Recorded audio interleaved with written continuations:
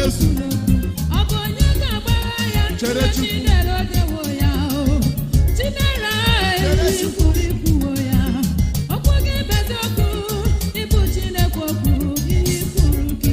N'oge ya,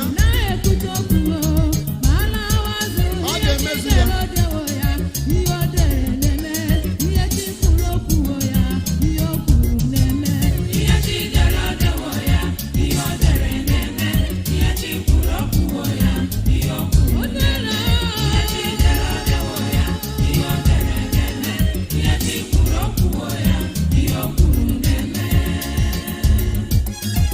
Tupu a mụọ gị Nwachukwu, Chukwu maara gị.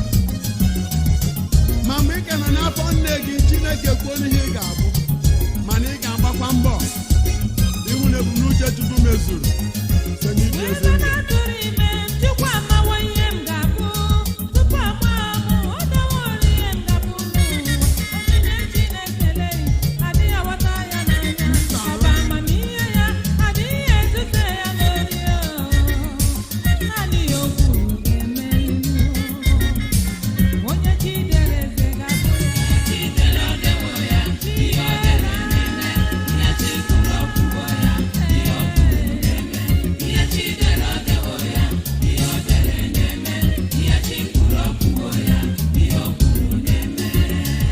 Nwachukwu, ọ gịnị ka e dere n'isi gị?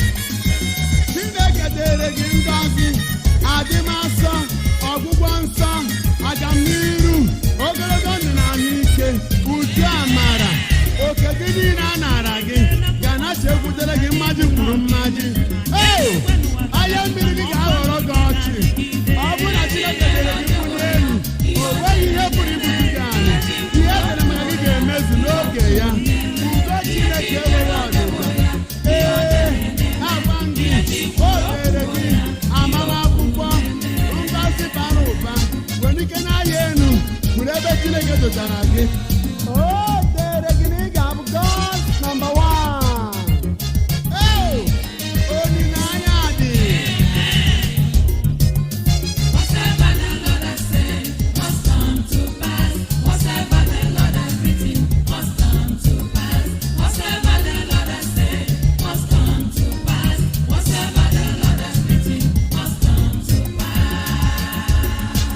Yes, my dear people of God, I now begin to claim for you what is written of you and what is written for you.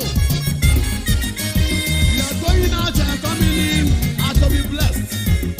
You are to be a lender, not to be a borrower. It shall be well with you. Can you say amen to that?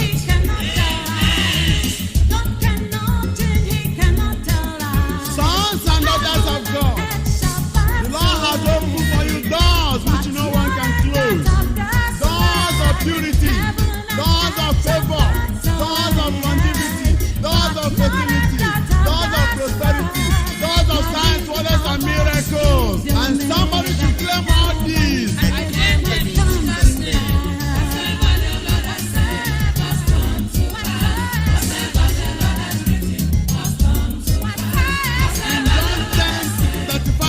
The Bible says the word of God is irrevocable. In Matthew 5:18, the Bible says, even if heaven and earth will pass away, not an iota, not a dot shall pass away from the law. And Pilate said in John 19:22, what I have written, I have written. God has written for you life and victory. God has written for you prosperity. You shall not be wretched. God has written for you holiness. You shall not be unholy, my people. I now pray that all your blessings, seeds and locked up in the spiritual, be released for you. Let the doors and windows of blessings be open for you. I write for you, Macarius, with me, super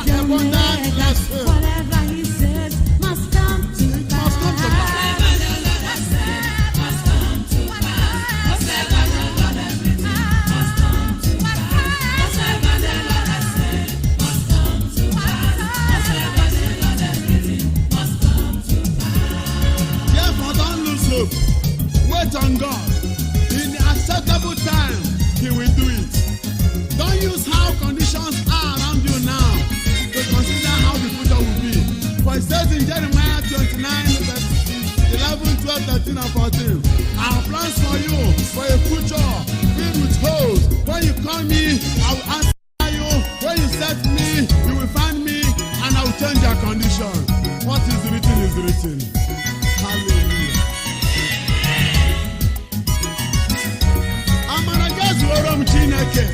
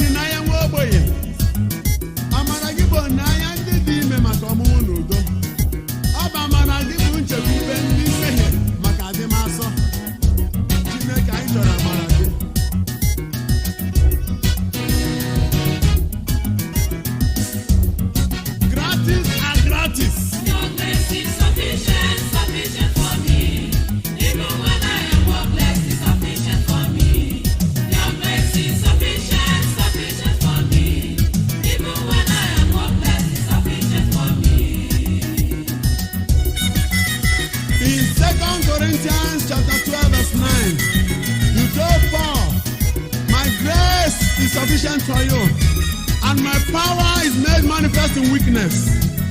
We need your grace is sufficient for the rejected. Your grace is sufficient in time of trouble. In trials and temptations is okay for me. In every moment is sufficient for me, Lord. Your grace is sufficient for me. Even when I am marvelous grace, inexhaustible grace from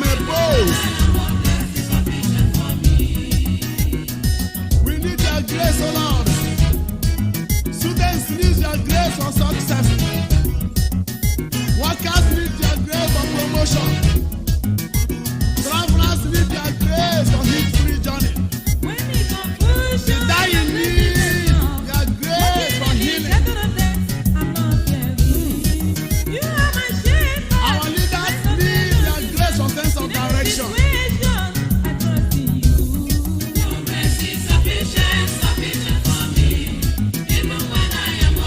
You need the grace of God.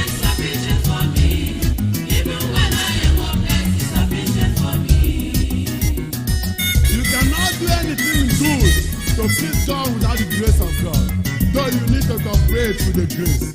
For grace is built on nature. And our God is the God of nature also. Your grace is sufficient all up for me. I am what I am by your grace.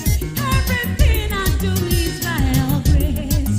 Your grace is sufficient for the widows. Yes. Your grace is sufficient for the fatherless. Oh, great provider, provide for them, Lord. Sufficient for me.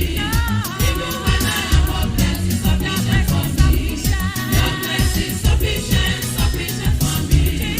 Even when I am hopeless, it's sufficient for me. May the grace of our Lord Jesus Christ, the love of God and sweet fellowship of the Holy Spirit be with you always in Jesus' name.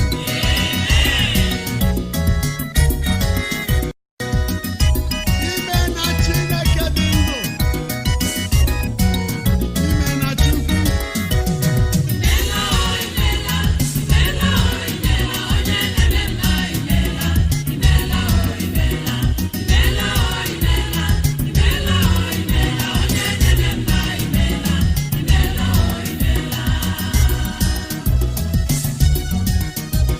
Otito na ugwu ịkpọ isiala na mbuli elu bụrụ nke gị Chukwu. I mere ya ka dike, mee ya ka dimkpa n'aha Jizọs. Ekele o.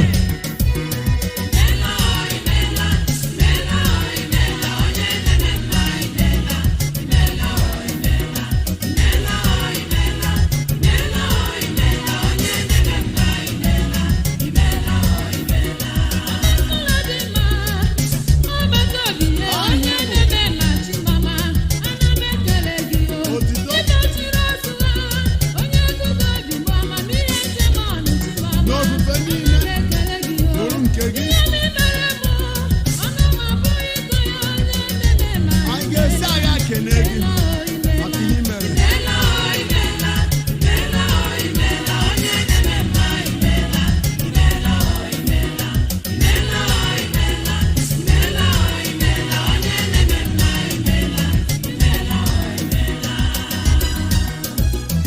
Mgbe etu ọnụ gị aha Chineke dị ndụ, ebe gị bụ akara oburu ụzọ bụrụ ọdụpụta m obere azụ.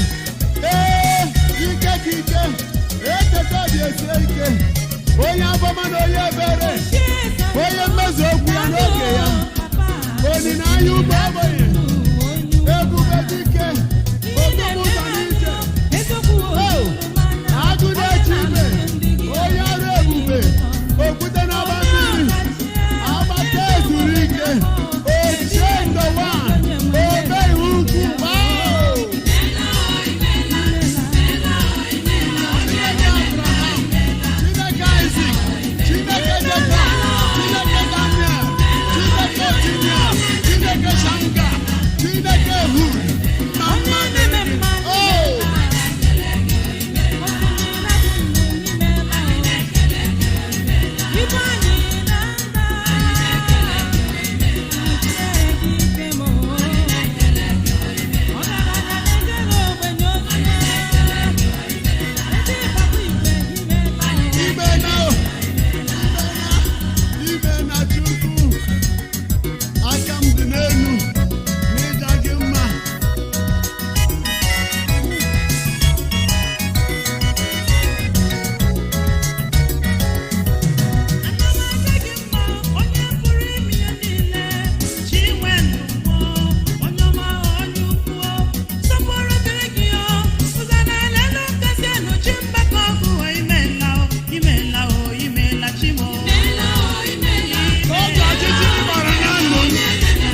ka ihe dị oge ekwesu na nwanya ị bịara bụrụ m agha n'ime ka a sị na ọ bụghị gị Chineke mkpakpa aka akpa na ndụ m.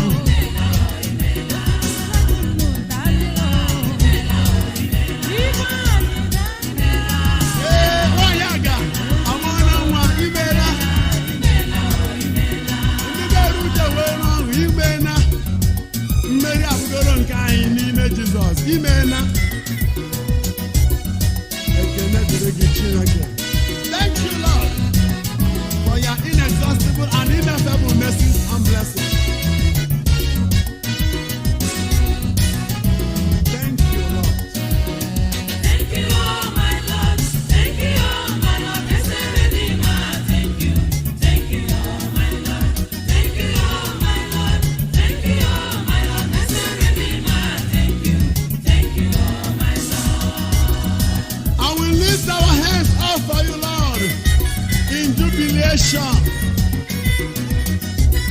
and glamorize with the saints in heaven as we acknowledge the abundance and superabundance and the sufficiency of your mercy. Well done, Lord, and be glorified both now and forevermore. And the saints of God will say amen. Merciful God, thank you, oh Lord Papa. Thank you, oh my Lord. Thank you, oh my Lord. Blessed Redeemer. Thank you, oh my Lord. Thank you, oh my Lord. Thank you, oh my Lord. Blessed Redeemer. Thank you, oh my Lord. Thank you, oh my Lord. Thank God, I thank you. Thank you, oh my Lord. Thank you, oh my Lord.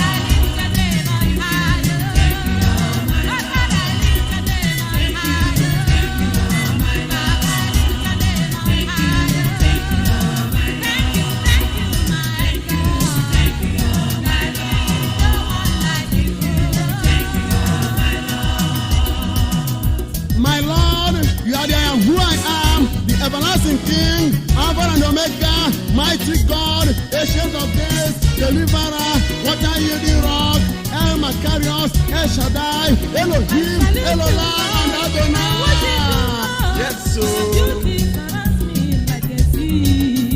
Your mercies and kindness endure forever. Great is the Lord God and greatly to be praised. Thank you, oh my Lord. Thank you, oh my Lord. Blessed Redeemer. Thank you, oh my Lord.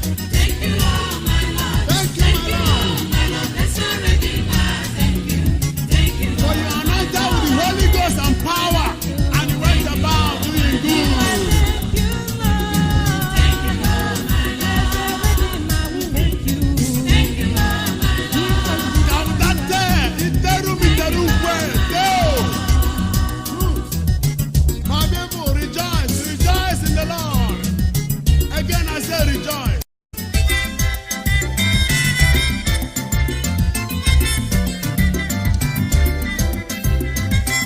Chineke, eweta m ụmụ ụwa niile gbasa n'ukwu obe gị.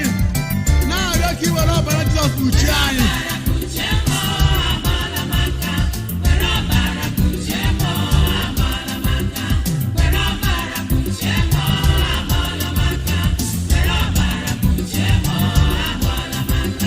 Mgbe mmọnwụ na-agba ụja, ha gbara m aka. Mgbe ndị iro na-aba mba, ha gbara m aka. Mgbe ekwensu na-ebu agha, ha gbara m aka. Biko were ọbara kpuchite m, ha gbara m aka.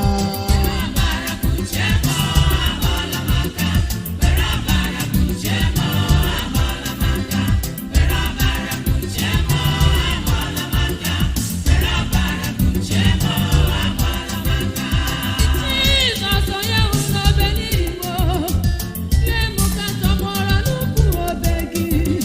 Jiri ọbara kpuchie m, onye nwe m, onye obi ebere.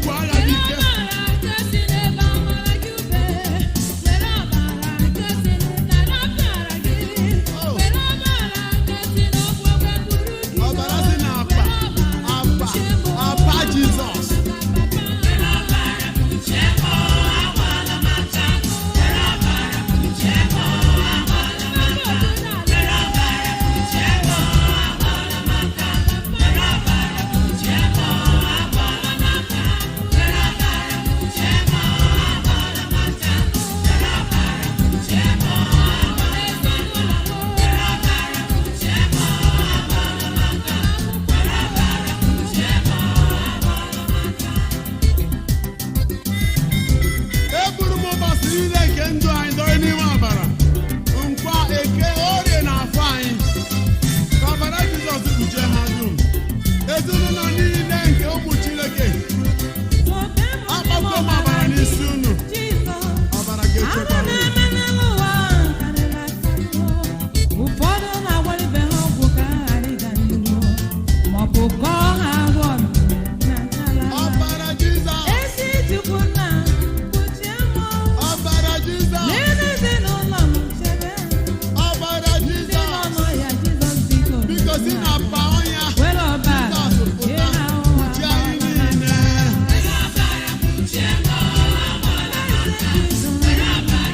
onye nọbụra dike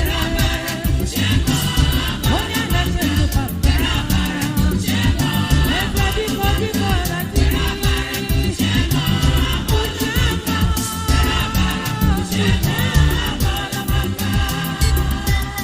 Ọbara Jizọs, ọbara nzọpụta. Bịanụ sachaa mụ na ụmụ ụwa niile. Agbawana anyị aka. Ọ bụ gị gbaa mmiri n'ije n'ije aka gị. Ka ọpụpụ na mbata bụrụ ikusi n'ọbara. Oge anyị na-alarụ ụlọ kpuchie anyị n'ọbara gị. Oge anyị na-agba mbọ kpuchie mbọ anyị na-agba n'ọbara gị. Ewezụga ọbara gị, o nweghị ihe ịdị mma ga-adịnụ.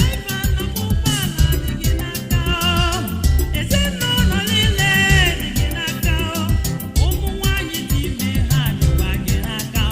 Oge ha ga-amụ nwa ha na kpuchienụ ha. Ebe nna m akwụkwọ, ebe ahụ na-arụ ọrụ, ebe nna m akwụkwọ,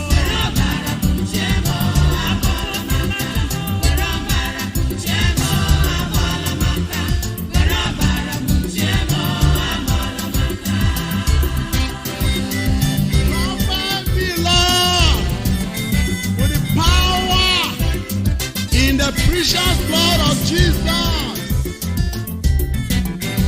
For the Bible says in Hebrews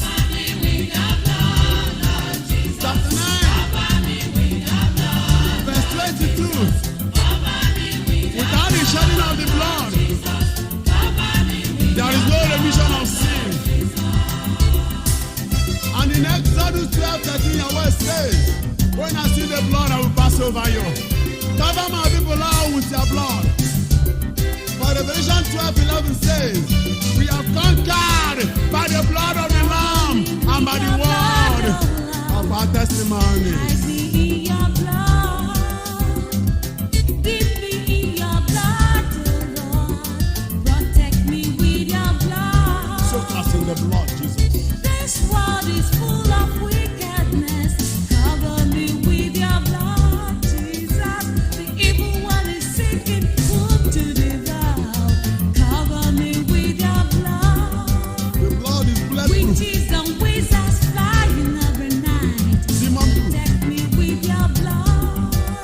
Oh, people dying every day. Hide me in your blood, like Jesus. cover me with The your blood is demon proof. cover me with your blood, Lord Jesus. Cover me with your blood, Lord Jesus. Cover me with your blood, Lord Jesus. In Zechariah 9:11, your word says, and because of the blood of my covenant with you, I will set your prisoners free. Yes, Lord, set us free by the power of the blood. I have no strength, I cannot fight. Initiations going on everywhere. I commit my children into your hands. Even my husband, protect him, Lord. Cover, oh Lord, all the husbands, wives, and their children with the blood of Jesus. Cover me with your blood, Jesus. Cover me with your blood, Lord Jesus. Cover me with your blood, Lord Jesus. Cover me with your blood, Lord Jesus. Cover, oh Lord, our Mondays, Tuesdays, Wednesdays, Thursdays, Fridays, Saturdays, and Sundays with the blood of Jesus. Cover our soul.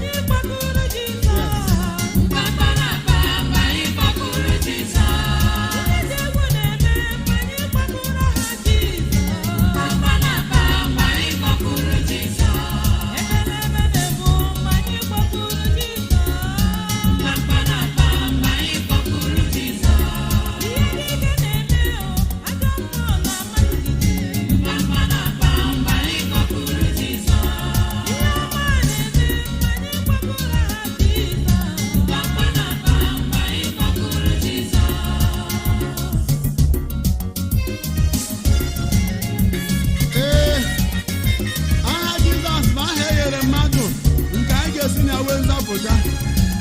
Akwa nsọ si ekwude n'aha enu nke na mgbe ọbụla a kpọrọ ya ikpere niile egbuo n'ala. Ọ bụ aha akwụkwọ nsọ, ọ bụ aha nnapụta, ọ bụ aha ihe ọma si na ya abịa ka a kpabasịa nụnụ ya.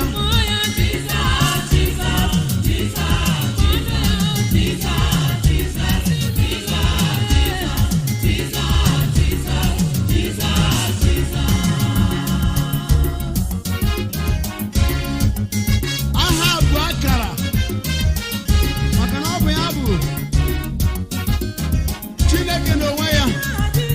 Ọ sị n'akwụkwọ Jọn isi nke 10:30, mụ na nna m bụ ofu. Ọ bụ aha bụ Chineke Daniel. Ọ bụ aha bụ ihe bụ ka m bụ. Ọ bụ aha bụ okwute ike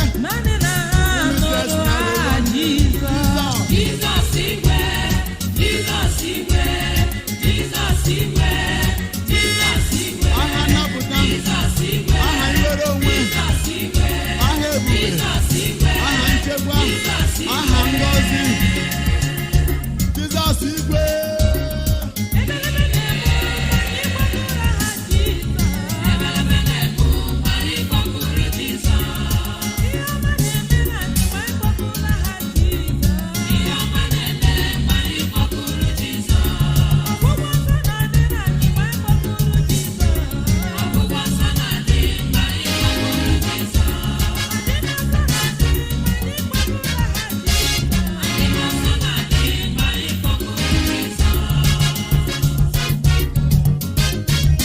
And his name shall be called Jesus, which means Savior, Liberator, Mighty Deliverer. Wonderful things shall happen when we call on Jesus' name. Crying will be no more when we call on Jesus' name. Great things shall happen when we call on Jesus' name. Poverty will go when we call on His Jesus' name is Wonderful Great things Counselor, shall happen when we call the on Mighty Jesus' God, name. Everlasting Father, Prince of Peace. Great things His authority shall grow continually.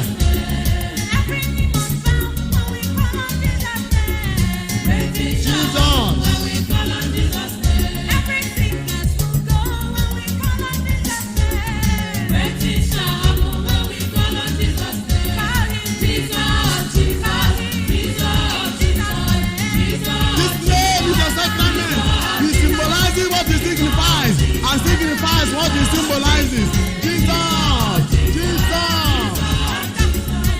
The name with the healing, the name with deliverance, the name with exaltation and promotion and deliverance and righteousness. Jesus.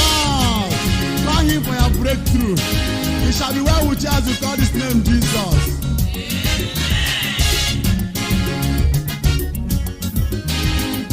Miracles will unfold, solutions appear. Yes. The people will walk, the blind will see, the dead will rise, demons will bow. It's true. There will be no more when we call I on am an eyewitness. Great things shall happen when we call on Jesus' name. And the Bible says in Proverbs 18:10 that the name of God is a strong tower. God's man will run into it and be protected. Let us run into this name for maximum security and protection. For this is a name given unto man by which we shall be saved.